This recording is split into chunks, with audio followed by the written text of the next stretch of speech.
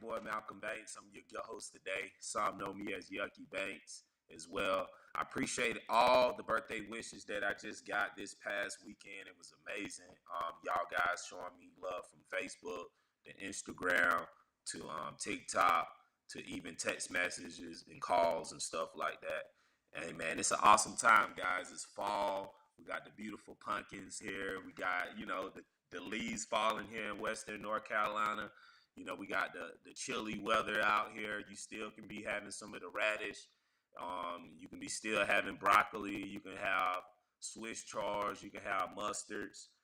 You can have a little bit of cabbage. Some of this stuff maybe need to be covered up and stuff like that, but you can have a little bit of stuff out. But today, guys, we're gonna try to cover on why raised beds are good.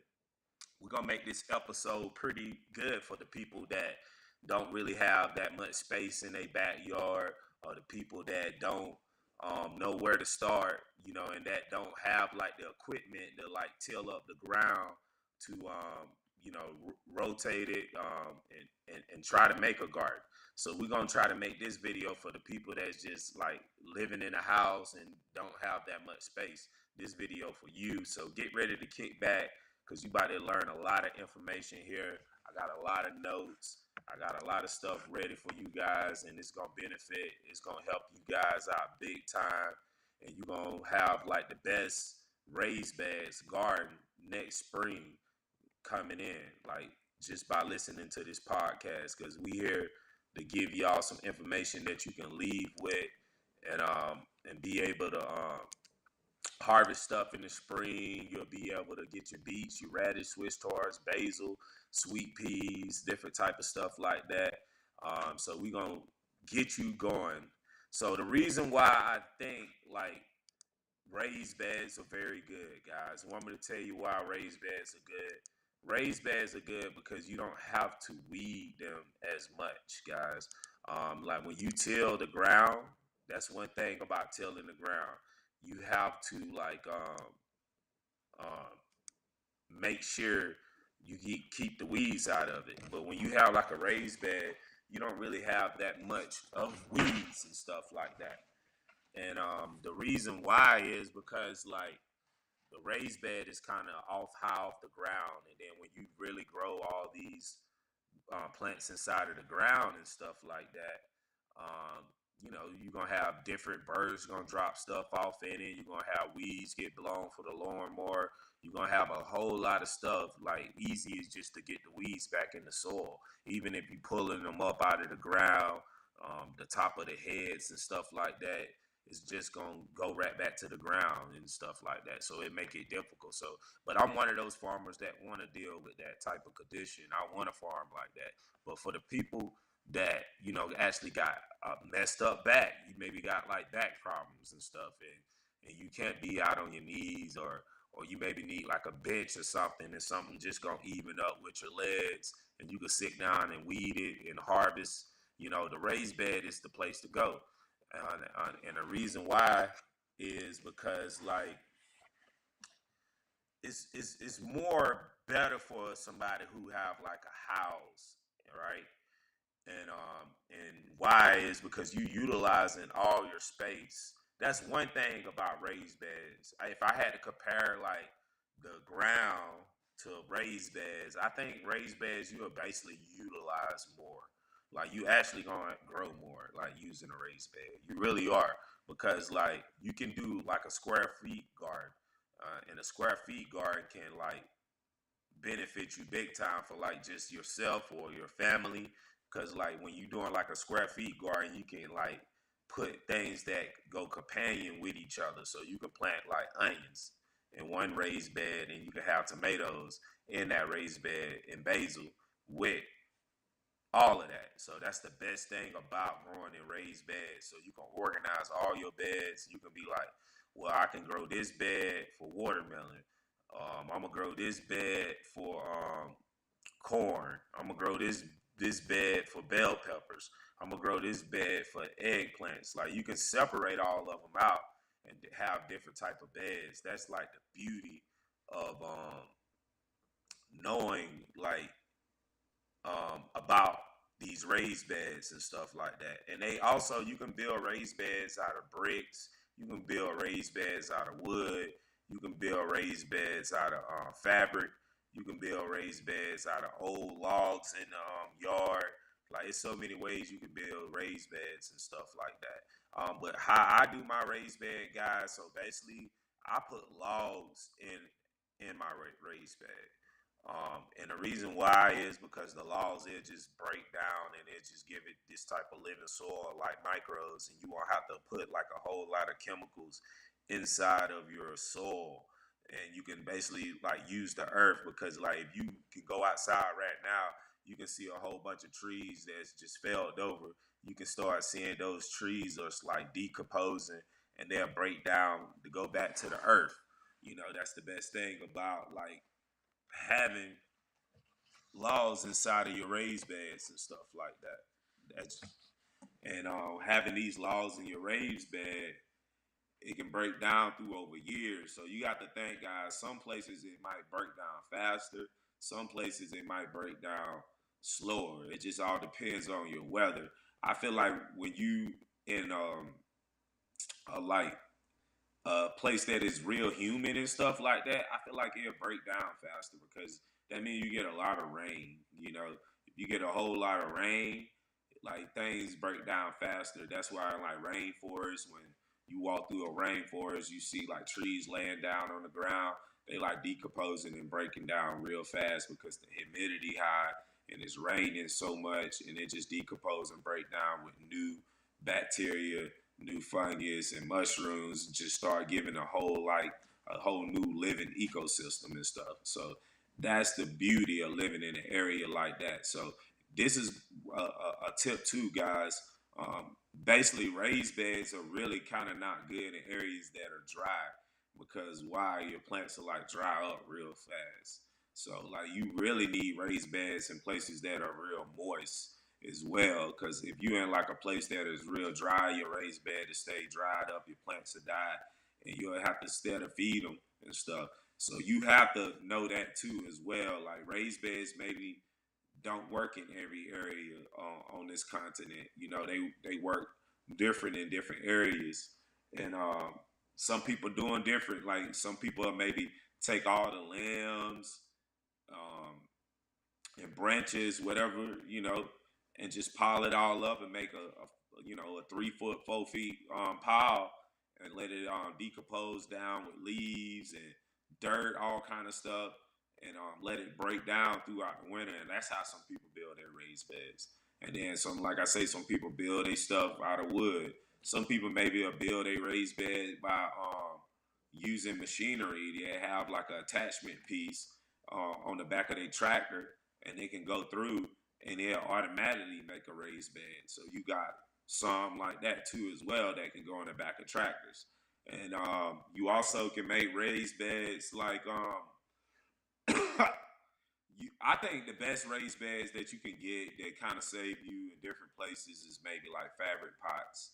I feel like fabric pot raised beds are real good because like they get a lot of airflow. So like if you live in a moist area, it helps you out. If you live in a hot and dry area, it kind of helps you out too, because at least the roots get some airflow, and it won't burn the roots up. So I feel like that's for me, or where I live at. I don't know if how it is or wherever you live at, it maybe be a little different, but where I live at, I feel like raised beds and fabric pots are the best thing. And fabric pots are good too as well, because they can be mobile. That's one thing about fabric raised beds. I mean, so I'm saying fabric raised beds, guys, that you can have. Like they're mobile. You can pick them up and move them whenever you want. And then they also got these other type of raised beds things that you can get too. They kind of made of socks. I don't know. It just came up on my head because one of my friends sent me the link to get some, but I never got them. But they kind of made it like some socks, and they seem pretty cool. You don't have to till the ground up at all. You just tarp the ground down, and then it's like a big old sock type thing. You stuff it open, and then you put all the plants in there. Then you can put it on a drip system. So like some of y'all probably need like drip systems and stuff, because like you maybe live in an area that you need like a drip system. So you can build a raised bed, and then you can put a drip system to it and stuff like that to help feed it on an automatic system. You maybe have the drip system come on in the morning. You'll maybe have the drip system come on in the late evening and stuff like that. It just all depends on your weather and your condition. Like I say, make sure you learn your plan zone. Your plan zone, you can look it up on the USDA website. So you can go to the USDA.com and you can hook um, your zip code up to the area that you live in, and it'll tell you a plant schedule of what you need to plant and how you need to plant all of this stuff. You know, and for you won't be planting some tomatoes in the fall time, and you maybe don't. You see somebody else planting tomatoes in they fall time. Yeah, it may be a little warmer in their area because like your area maybe be cold and you can't even plant um, um, tomatoes. You know, you maybe need to be planting cabbage or kale or something like that in your area. So you have to learn about these plant zones because that's like a play a big important role too. And one reason I like raised beds too, guys, because like elderly people, it's great for them too, guys, because they ain't got to bend over, like I say, and hurt their back, hurt their knees all the time and stuff like that. So that's one reason why raised beds are very good and very awesome and benefit for the community too.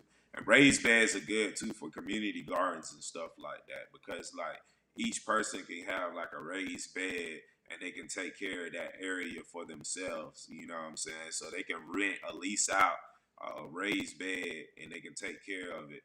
Like some people in their community gardens, they build their raised beds out of concrete blocks. So you can take two or three concrete blocks and then put some tarp down in the middle, and then you can build your raised bed how big ever you want it. If you want to do 10 by 10s or you want to do 5 by 5s, you can do however size that you want, but you want to make sure you got the tarp down in it.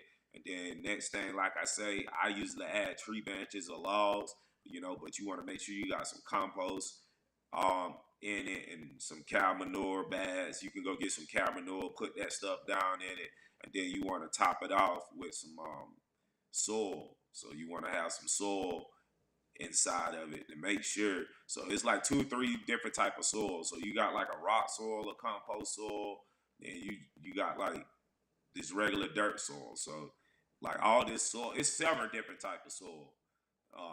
You got sandy soil, you got loam soil, you got so much soil. So it's just whatever, however you trying to make your soil. So you want to look up, like I said, your plant zone. Then you want to test your soil and stuff too as well. If you're gonna be using not the raised bed with the tarp, you want to test your soil out because you want to know what's beneath, you know, in the ground where you put your food at. You don't want to be putting your food where it probably was a landfill or something like that, and you got all that chemicals going inside of your vegetables and stuff like that. It probably was a landfill 10 or 20 years ago, and then the trees grew up, and you cut it down, and then you put a garden there, or they built a community garden area there or something, and it end up being like a whole bunch of chemicals and stuff like inside of it. So that's one thing you have to be real careful about when you're dealing with all of this, guys. So you want to know, even in your stream water, you want to know what's in your stream water. Even like me, like when you pumping everything out of the streams and stuff like that, you want to know what's inside of there because like somebody upstream will probably have like, you know, cow poop or some waste and stuff. So you don't want to be pumping all of that into the vegetables that you might be selling to give to the people. So some of y'all maybe be here like, hey, I want to be a market gardener, you know. So maybe if you live in a city area, you maybe need to catch more rain than like use the city water. You need to just build your rain catcher. And how to build a rain catcher, you can go get you like a big 55-gallon drum or a 200-gallon drum, or you can get you a big um, a, a, one of those big totes. You can go get a tote thing what people use for like pressure washing. You can get one of those, or you can go get one of those suction tank things, and you can cap it off, put it on the side of your house, and then you can hook it all up to go inside from your gutter. So when every time it rains, it just catch some natural water. So, and you can feed your gardens in your raised bed. And all right, my last tip too, as far as like raised beds, guys, before I leave, I feel like for your raised beds, you need to just make sure you got good soil. I'm gonna just keep repeating that over because, like I said, you want to make living soil. So you want to make sure you can put cardboards. You can put cardboards at the bottom with some worms. And then you can add the compost and mulch and all type of wood in there. Cause see, that's what the worms gonna be doing. They're gonna be eating all the woods and stuff, breaking it all down and stuff. But not expecting your first year to be like it's your first time doing all of this, especially if you're using like big logs. How I do. Don't expect it to break down, real fast. Sometimes you maybe not have to use that bed. Just cover it up, let it break down, and then wait for like 6 months or 4 months, and you have another bed going on, and then you take everything from that bed, and then you rotate it over to that other bed. So that's like the best thing to do. I feel like, if you want to be on the safe side, and like do layers. Like guys, look up layers. Like that's all you doing. You putting like different layers in your raised beds and stuff. So the better layers that are done, so you need like a percentage of green and a percentage of brown if you're trying to build like compost to break down, you know, inside of your raised beds too as well. So you need all of that. Like doing raised beds, guys, is not a bad thing. It's sustainable. It's definitely good. You actually can grow more in raised beds than tilling up garden. It's proven fact. And I hope this tip and information help you guys out. Hope y'all come over to the next podcast and check me out. I wanted to keep dropping a whole lot of knowledge on y'all each and every day. Y'all make sure in the comments too as well. Leave what you want to hear about for the next podcast for next week, and maybe we'll drop something on that information too, and give y'all some information about that which y'all want to learn. I hope the last podcast episode helped y'all out. It taught you how to buy land, how you can start getting land and stuff like that. And I wanted to make that video to get you going. So now we come in this video to teach you guys how to do the raised beds, because like we taught you how to get the land, we taught you what type of land that you need to be looking for. Now we teaching you how to plant on your land and what you can do. Have a market garden, or you can have a garden for your family. So this is what this episode is about, to get you started and how you can go from little raised beds to maybe hundreds of raised beds, or maybe plowing up areas. Like I said, you can do raised beds in the ground too. Like I taught you how to do that. If you didn't catch that, like I was teaching you how to build it out of wood. You can stack different wood up. Like, so don't get it twisted. I was saying you can put wood in the raised bed. Like that mean like a wooden raised bed. You might have a raised bed built by 2x4x6s, right? You might build them out of those, and you can put wood inside of it to break down. And then there's another way too as well. You can just stack wood like on top of each other, and then you can let it break down throughout the winter time. Make like a long row out of it, and then you can just let it break down. But look all this stuff up, guys. Do your due diligence and stuff like that. Like I've said, I'm not a financial advisor. All I just trying to show y'all my journey on this plant journey, and this is my stuff that I've been doing the last 8 to 10 years of being inside of the agriculture and the garden community and stuff. So I'm sharing everything with y'all, and I hope it helps y'all. I hope everybody benefit off of it, come out on top, and use all this stuff. All right, one love.